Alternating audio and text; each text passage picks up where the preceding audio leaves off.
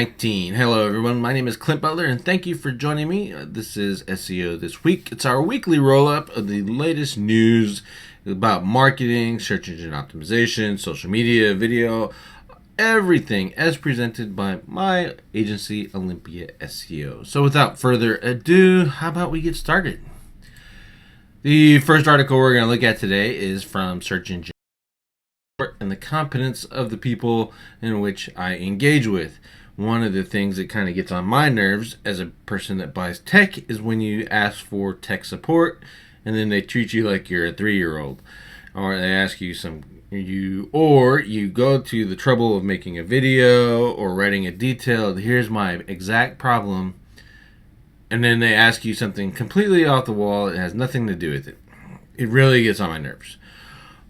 Another thing that bothers me is if I write in a tech support and I expect a 24-hour turnaround. I think that should be the industry standard. It's not hard to do to get a 24-hour turnaround on a support ticket. If you take 3 days, 4 days, 5 days to answer a support ticket, you're going to lose my business. There's no way around it. And so what this article does is kind of give you some ideas on what you should be doing for customer service, why customer service is important, and how you can leverage that to actually not only increase your brand awareness by creating brand advocates, but engaging with your customers to ensure they're buying more and more from you. Pretty cool article. I think you'll enjoy it. Next, we go on to Social Media Examiner. This one starts off. It's a roll-up, just like ours. However, I don't know if they do a video. I haven't ever seen them do a video on this roll-up. I know they do a podcast, which is pretty cool. So, what you're going to learn here is some information about Twitter, LinkedIn, Snapchat, and their new video ads, Pinterest. Let's see, YouTube, Facebook, Instagram, Vimeo. Some more LinkedIn, some Google Plus, Slack, even Twitter, and then even some Reddit stuff for you. But when we're looking for ideas or what's working now, we seek out social media experts. Our staff are social media experts, but we don't know everything, and we know that we don't know it all. So we like to leverage good websites, good people, and try to get more ideas. And this is one of those sites where you should probably be doing that. If anything, it's just a cool place to go hang out for a little while, spend 5, 10, 15 minutes reading something or listening to their podcast, and get some ideas. Next site is Entrepreneur Magazine, entrepreneur.com, and it's 5 rules for killer copywriting. I love copywriting, probably almost as much as I like SEO. And if anything, I've learned one thing about copywriting is each portion of your copywriting is designed to get you to read the next portion. So in this case, here's a headline, right? And then it's designed to get you to read the subheadline. And the subheadline is designed to get you to read the first paragraph, which is designed to get you to read the second section, etc. And that's my own little copywriting tip. There's a bunch more in here. It's a pretty good overview. If you really want to learn copywriting, though, I go check out that stuff. Ben Settle for emails. All great resources. You put that all together and it'll make you dangerous. Again, if you're a small business owner, though, and you have the time, then learn copywriting. But if you're running a larger business and you don't have the time, either hire someone else to do it or bite the bullet and learn it and implement it and then train someone else in your organization to do it. And you can kind of go back in and be the editor-in-chief, as it were, for the copywriting versus doing this stuff yourself. Still pretty good stuff to look for and read, and you can help you find a good copywriter. We're going to go back to Search Engine Journal. 6 major changes coming to LinkedIn's redesigned desktop site. They did change LinkedIn a little bit, change the headers, change the way the navigation works. some of the messaging stuff, your feed, if there's some more ads in there, how the search works, etc. And this is 6 changes that they did.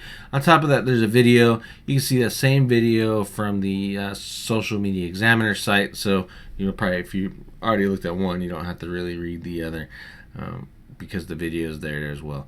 Still, we use LinkedIn for lead generation. We even promote a product that uses LinkedIn and teaches how to do LinkedIn for LinkedIn lead generation. So check this out. Pretty interesting, especially if you're active on LinkedIn. Next, we can go to ads2020.marketing. Pretty good site, something brand new that we saw. And this is SEO tips to double your traffic in search rankings. Some advanced techniques, and some, that you'd be like, oh, duh, and it's kind of repeating. But it's okay, just good to kind of remember. Mobile friendly, responsive. I think we've beat that like a dead horse already. Get a mobile friendly site already. Latent semantic indexing. We haven't talked about LSI a lot. We're reviewing some tools to leverage LSI, what it is and how Google's using it, and what we can do to optimize for rankings and stuff. But we still got to test that out before we release it into the wild. But it's looking good so far. And then spying on your competitors, which really not spying, you're just doing your competitor analysis, which any good responsible marketer who's competing in any type of business market should be doing in the first place. Linking your internal pages and making your site fast. Making your site fast, again, it's really subjective whether you get that much of a boost from it. We do. WordPress page speed optimization, we have a service for it. We're launching Magento service here soon. So it works. Time to first byte is what's really important. Is basically when a browser says, hey, server, I want this site, and how fast it takes the server to respond is really the most important for ranking. And then the rest is for your users. Most visitors, let's say it says here, most visitors will wait under 8 seconds for a web page load. I doubt it. I think they're, if your site's not popping up within 3 seconds, they're gone. So that's what we shoot for. Next site is the Search Engine Guide. This is a new one. And then this is 4 types of website traffic to watch for in Google Analytics. And it's kind of vague. Direct traffic, organic traffic, referral traffic, and social traffic. They are all obvious except for the organic and the referral. Basically, organic comes from search engines, and then referrals come from other websites. One thing to note is there is a cool thing going out. Well, it's probably not cool if you're annoyed by it, and it's called referral spam. And basically what they did is they hacked the UA code for Google. They figured out how to find that in your websites, and then they ping that number, and it adds referral spam, referral links in your Google Analytics. And then the reason behind that is so that they figure if they do it enough, they're going to get some traffic from it. It's not traffic to your website. They don't even get to your server. So a lot of people are offering HT Access solutions to fix this. Guess what? It doesn't fix it. HT Access has nothing to do with the referral spam that's coming from Russia right now. It's all Google Analytics. Google's trying to fix it. They're not very good at it. We have some solutions that we implement for our clients in order to stop it that seem to be working fairly well. We'll go to Moz Whiteboard Friday. This is about link building. Some white hat stuff, quote unquote white hat. We don't believe in white hat or black hat. If you're building links to increase the rankings of your site, you're in violation of Google Terms of Service. It doesn't matter what you call it. It's still link building, and it's still in violation of Google's Terms of Service because you are trying to influence the search rankings. So there is no such thing as white hat, in my opinion. But I digress. This is a video, and she's actually really cool to listen to. She's fun. She presents this stuff in some new and exciting ways, give you some ideas. First is the most obvious one is to ask for links. Then directories, industry connections. interlink between, like you say, you provide, let's say we do web design and we didn't do SEO, then we do an industry connection for an SEO provider. And we didn't do email marketing, then we'd find an email marketer and we link to them and they'd link to us. That's how you do industry connections the right way.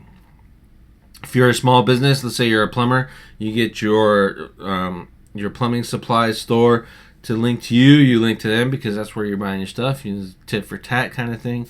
Nothing wrong with that. It's good and it's a link. And let's be straight. You're building your links to build your rank. That's the only reason you would really do it, other than get traffic. And you need a lot of links to get a lot of traffic, or you just get lucky and get it mentioned on some crazy, really important site. Unclaimed brand name mentions, basically someone mentions your business, i.e. someone says Olympia SEO, but doesn't give us a link. We use a tool, find the brand name mentioned, say thank you, would you mind linking to us at the same time. Broken links, that's a good method. You can learn more about that on the interwebs. Basically, let's say if there's a resources page, for example, and one of the links on the resources page is broken, you have something similar on your site, you write them up, hey, I was looking at your site, I saw this page, this link is broken, I just thought I'd let you know. As a side note, I've created, or I already have, this piece of content that is more updated than what you're linking to anyway, if you want to check it out and see if it fits the resources page for your site. Kind of hit or miss whether they're going to do it, so it's definitely a process that you want to staff out to someone else. Be awesome, that goes in the lines of write good stuff and they're going to write to you. It's partially true, but you need promotion at the same time. And her focus is on journalist stuff, so they need things to write about. You write some good news, you get in the habit of doing that, and then all of a sudden the journalists are coming to you more and more. Next thing you know, you're on Fox News, gabbing. Maybe not, but that's the idea behind that. Get more press and Harrow. All three of those are all really tied together. Sign up for Harrow and just be helpful. Maybe you get some opportunities, maybe you don't. I can go ahead and tell you, we signed up for Harrow as a marketing expert. There's so many people who are claiming to be marketing experts signed up for that thing. I think the journalists are on to that. But if you're a plumber, you're doing HVAC, you're a legal guy in Arizona who specializes in immigration law, those things, you guys should be on Harrow taking advantage of that. And then what content is already getting links and 10 times your content. Really cool, interesting stuff there. Just some ideas, not only on how to get some content, but how to leverage what's out there and kind of ask for more link juice from it. So check this out. It's not very long, and again, she's really easy to watch, so I suggest you watch that video.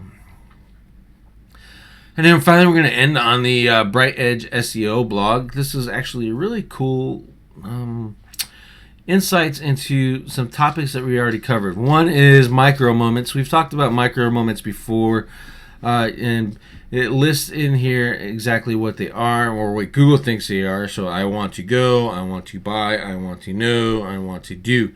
And how to leverage those micro moments inside your content already. Another thing is how to leverage page search. We've talked about this ad nauseum, and this is part of our standard operating procedures, is to mix our search engine optimization with our pay-per-click optimization in order to find if we're actually targeting the right keywords in the right locations to get our customers and our clients' businesses in front of the right people at the right time. So if you're not leveraging pay-per-click with your SEO campaigns, you're losing out. If your SEO provider is not using pay-per-click to validate your SEO campaigns, you're wasting your money, or in any words, you're going to be paying money to rank for keywords that potentially don't even have any search volume in your area. For example, we had a client, they sell ductless heat pumps, ductless heating and cooling units. So we know that search volume has like 14,000 keyword search volume nationwide every month. In our area, though, Not one person searched for those. And we wouldn't have known for that, and we wouldn't have known the right keyword if we weren't looking at a pay-per-click campaign and testing that information out. So take advantage of pay-per-click. Ask your SEO service, are they providing pay-per-click? Are they running pay-per-click to test the keywords that you're trying to rank for? If they say no, find someone else, come to us, we'll show you how to do it right. All right, this is it. SEO This Week, episode 19. Thank you very much for joining us. We appreciate it. Again, if you know of any sites that we should be highlighting or taking a look at for our weekly roll-ups, don't hesitate to leave a link in the comments block. Tell us why they're great, and we'll check them out. And you can see the show on video. You can watch it in PDF. You can listen to audio. So plenty of ways to get the word out about our show, and we appreciate you and everything that you do. I hope you enjoy the rest of your week.